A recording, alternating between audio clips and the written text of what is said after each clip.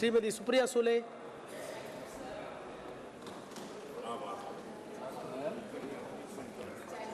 On the union budget, plus the union territories of J&K budget and the demands for grants for the union territory of Jammu Kashmir 24-25. I congratulate the Honorable Finance Minister on presenting her 6th budget. And every year we have a lot of expectations from her because it's not, India is no more insulated. It's a big global player over the last few decades. So everything that impacts globally impacts our country as well. So while we are talking about India, which she also, I think, mentioned in her budget speech, that even repercussions globally that is happening, what's happening in Europe, what's happening in South America, clearly is eventually going to affect our country as well. But I would like to make a small point before I get into the union budget, is that this is one more year after them making them a union territory against their wish, is we are passing Jammu Kashmir's territory bill and their demands of grants. Mr. Amit Shah ji, the Honorable Home Minister, had committed to this House that within a year they will hold elections and there will be, the budget of the state will be discussed in their assembly. So I take this opportunity and request the Treasury benches to keep their word, and I hope next year elections are held in Jammu Kashmir and they pass their own budget in their own state. So I think this is a very important point and it must be done because if you can hold national elections, parliamentary elections are held in Jammu Kashmir, why aren't assembly elections? And anyway, you have committed to the court that by September they are supposed to hold the elections this year.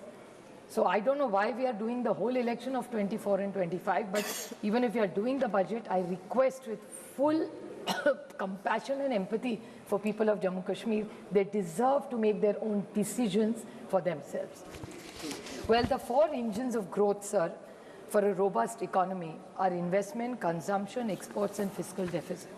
If you study the entire budget for the last decade of this entire government, I don't want to be a prisoner of the past and the history as the debate is going on from the Treasury bench, because actually I was disappointed with the Treasury bench today. We are used to such wonderful speeches even if they were opponents. And I miss most of them today, because today I think they probably had very less to say in their budget, because the Treasury bench only spoke about things which have happened 50 years ago. People have apologized and moved on. It has nothing to do with our economy and the future of this country or the growth of this country. So I want to speak only about the budget today, and I'm going to limit my entire speech to that. Sir, if you look at investments itself, now how much investments have come into this country? What was the idea of the investment and reducing the corporate tax? They reduced the corporate tax under the pretext, or maybe they thought it was a wonderful decision at their level, that you reduce the corporate tax so that more investments come. But that is not reflecting in the numbers that the government has given. The gross fixed capital formation of the percentage of GDP, if you look at it, in 2013-14 was 30.70, while if you look at 23-24, it is 30.80. So the reduction being in GST, I'm not saying they have made a lot of effort. I won't say governance is continuity. I'm not taking away from the fact that this government has done nothing in 10 years. Well, GST was the Congress's bill, which they implemented. We may have differences in the way they have implemented. It was a good effort. Digitalization, what they've done in banking, I'm not taking away from the credit.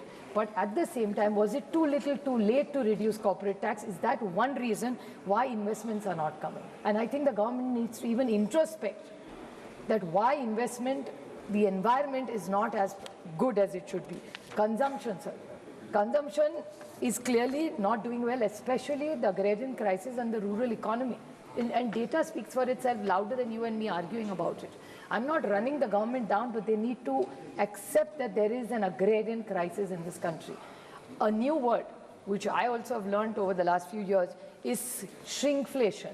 Sir, if you go into FMGCs, you will notice that all these big FMGCs have started a new product line, which is actually called, what is shrinkflation? Is shrinking, showing the inflation and shrinking. So if the biscuit is for 5 rupees, there were 5 biscuits in it. Now there are 4. The size of the biscuit the packaging has become less. You look at any big company, be it Levers, be it Godrej, all the big boys, they have started this new concept of shrinkflation. And this government is denying the fact that there is a price rise. There is an agreement. Where is this shrinkflation coming from? It's a completely new concept in economics.